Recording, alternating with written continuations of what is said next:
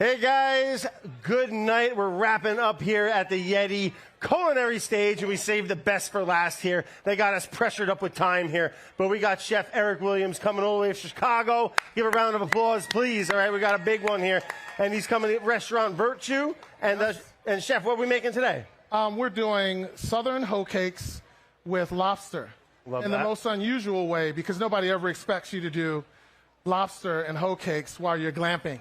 I don't even know what a hoe cake is, man. Really? So a hoe cake is a Southern cake. If you think in the mind of a pancake, if a pancake and a Johnny cake had a baby, you'd have a hoe cake. I like that. Yeah. All right, and some lobster. I mean, I'm a New England boy. You sign me up.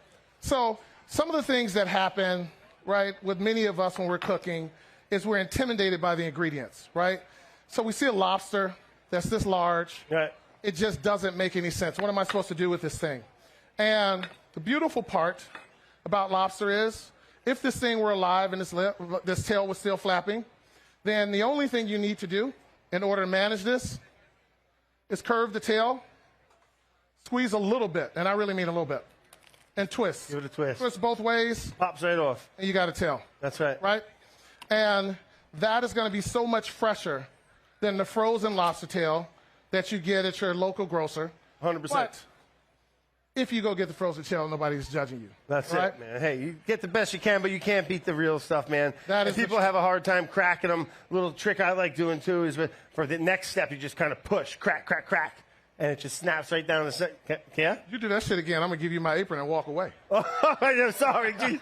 I get excited with the lobsters. It's all right. It's all right. People generally get excited when they're around me. I'm used to it. Don't worry about it, buddy. All right. So, that being stated, I'm going to set a quick timer. And Oh, you just got to talk to Siri these days, bud. She'll do it right for you. you know what? You're absolutely right. Why don't we do that? Just be polite.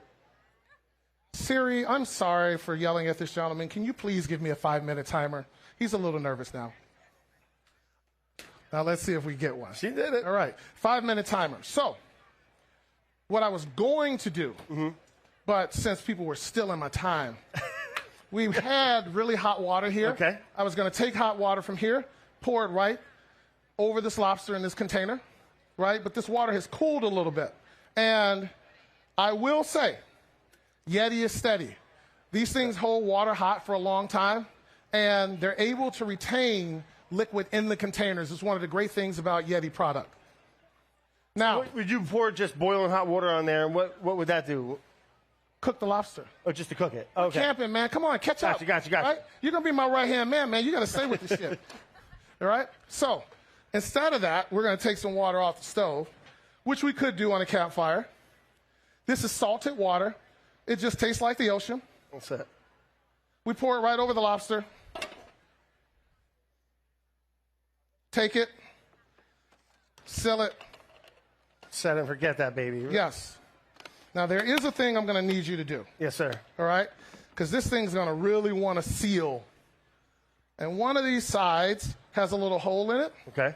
I'm going to want you to pop that thing back open. Okay. All right? Now, we're going to hold that for 5 Pop it minutes. right now? No, not yet. 5 minutes. You're a little anxious. Slow down. Calm your nerves. All right? The timer was for the lobster. You're just poaching it for 5 minutes. That's it. I poach it for 5 minutes. So everybody always tells me the same thing. I can't boil water, right?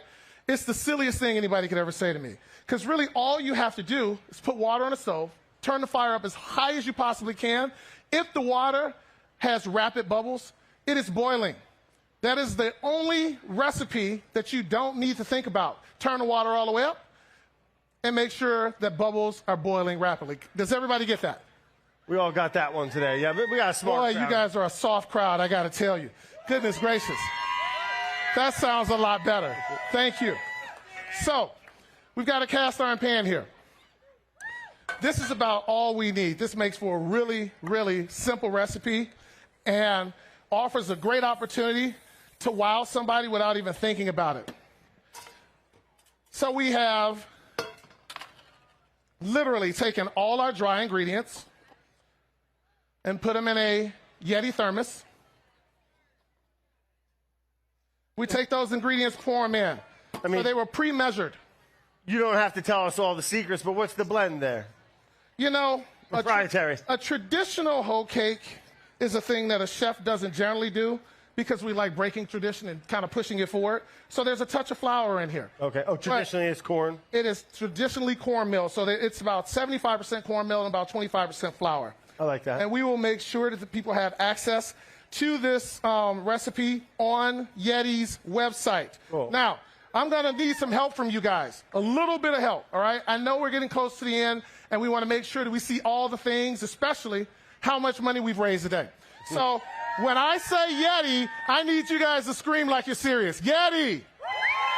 Thank you. Got to give love to the sponsors. They're the reason why we're here. All right, so our wet ingredients in a thermos as well. We take those wet ingredients. All I did was mixed my dry ingredients because I want to make sure that they're all together. And then we take our wet ingredients. What was the wet? The wet was a little bit of butter, All right. a little bit of buttermilk because I like a little twang to it. Butter and milk? Yes, Okay. absolutely. Okay. And then we put a little bit of seasoning All right. in that wet part. Sure. Now, some people like to put their seasoning in the dry part, but I like to put the seasoning in my wet part because I like to make sure that it's incorporated. Yeah, it makes sense in my brain. Yeah, word of the day, incorporated. I like it. And so, what I generally would do is I would have this batter sit for about 5 minutes and rest, but we don't have 5 minutes. Does it We're not set resting. up a little bit? Does the dough, like the batter sets up, gets a little Yes, nice? it incorporates and makes sure that there are no Hydrates. lumps in that batter. So what the team was kind enough to do, because we're in the back anxiously waiting to get on the stage, is we put a little bit of this in a squeeze bottle ahead of time. So we're going to take our cast iron pan, and then we literally... Well, shout out for the team behind the scenes here getting it done. Absolutely. And that was just a little oil in there on a hot cast iron. That's it. How bad could that be? In a perfect world, like a restaurant, I would use butter. If I was glamping, I would do just what I did. I'd bring a can of Pam and not have to worry about whether or not that butter was going to melt in my bag. Good point. All right. So there's a little. Here we go. 5 minutes. I'm 5 cracking minutes. it. No. We're going to let it go a couple more seconds. Couple more seconds. Okay. Now, we get these cakes going, and then we make sure that they can move. All right? Yes, sir. You got that? I got that. All right. Looks I just nice. want to make sure you're keeping up, man. All right. So, that pan was hot. And then we flip these right over. Yeah, a little silver dollar. A little Yes. happy little. Now, I don't know what a camera is. I don't like that spatula either. That was like a pie server. Yeah, it totally was. Put that in my kit. Well, those look good, huh? Easy to do. Very easy. Crowd pleaser. And a very, very quick recipe. Right. Because Kids nobody probably whack 'em too. that's making lobsters late night wants to waste any time getting to the action Right. of eating, of course. I don't know if there are any children out there. I can't see in the dark. You can't see nothing out there, right? Yeah, I can't. Nothing wrong with a little lobster in that, man. Right? Yeah, And I can see absolutely. why frying it in some butter would not suck either. I'm over here like hoe cake wrestling over here. Okay? So how we doing this lobster? You want me? It's good. It's hanging. We're going to give it another second. Another second. Another second. Still got one. I thought I had all of them. Ah. There we go. All right, now I'm going to turn the fire off on that pan because, again, Yetis hold steady. All right? So we're going to put some plates down. Now, the next recipe that we're going to kind of skip by is remoulade. Remoulade is a traditional condiment in New Orleans that generally goes with seafood, and it loves seafood. It is like what cocktail sauce is in a steakhouse, You're all right? not wrong about that. So we brought with us on our camping trip a little bit of remoulade. Beautiful thing about these containers. Snap right on there, nice. Yes, once I get it snapped on. I noticed a lot of Southern influence There you in go. your cuisine. Are you from? And you mentioned you're from Chicago. Are you from the South? I or- own a beautiful restaurant in Chicago called Virtue. Yep. And you're on it now. Come on. Are you from the? Yeah. Did you grow up in the South? My family came from the South by way of Mississippi. Okay. And we cook Southern food that pays homage to the Great Migration, as so many people came from the South up north for better opportunity. Okay. And I just like to say the food is hot fire. That sure Right? is. Yeah. Yeah. So, reason why we love these containers is because I can carry this around and I don't lose anything. All right? So we got a little bit of remoulade. We've got some pickled onions here. We pickle the onions the day before. It's a quick pickle. It is vinegar, water, a little bit of sugar, a little bit of salt and pepper. Easy. Pour it over the onions in the container, close the container, and walk away. See you later. Leave it on top of the counter, and the next day, I pack my bag, I'm on my way. Not bad. I noticed you got some celery leaves too. One of my favorite. Celery leaves. I almost want to call it an herb, even though it's not. But like I use it like it was. They act as an herb, and you are 100% right. And they're delicious. I grow a lot of celery. I wouldn't say a lot, but I grow celery, and I almost do it because the stalks kind of suck. The ones I grow, they're very fibrous, and they're not that great. But the leaves are phenomenal. It's kind of why I do it, and I use it like I would parsley or shellfish. The leaves come out really, really cute. They make an awesome garnish. Heck yeah. And I love to use them, especially on things that have shellfish. Right. Can't beat that little combo. No, you cannot. Well, these look great. Smell even better. Where's the lobster come into play here? All right. Open it up. Yes, sir.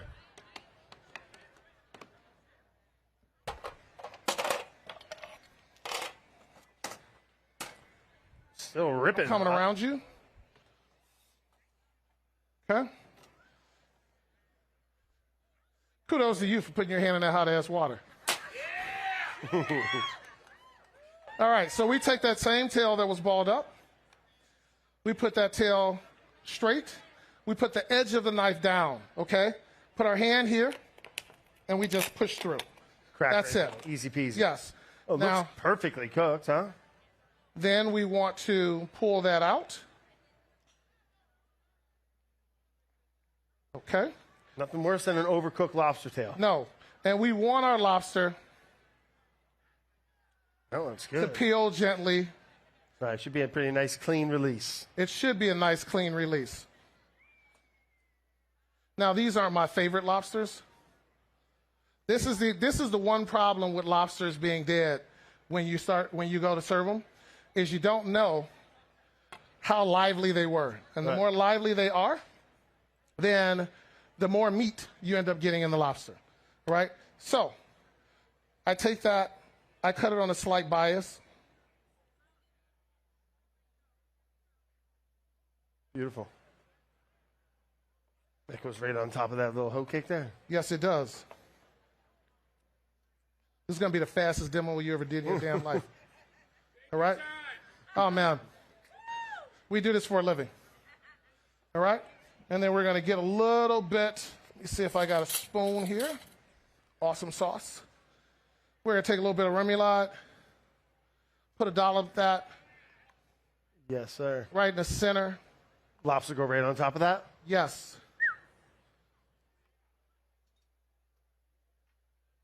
That's going to be a tasty little bite, huh? Absolutely. And while we're waiting for me to finish putting lobster on top of a hoe cake, we're going to do this one more time. When I say Yeti, you guys make some noise. Yeti! Hey! Put me to work. Let me help you. All right. So, man down. So all we have to do is slide these.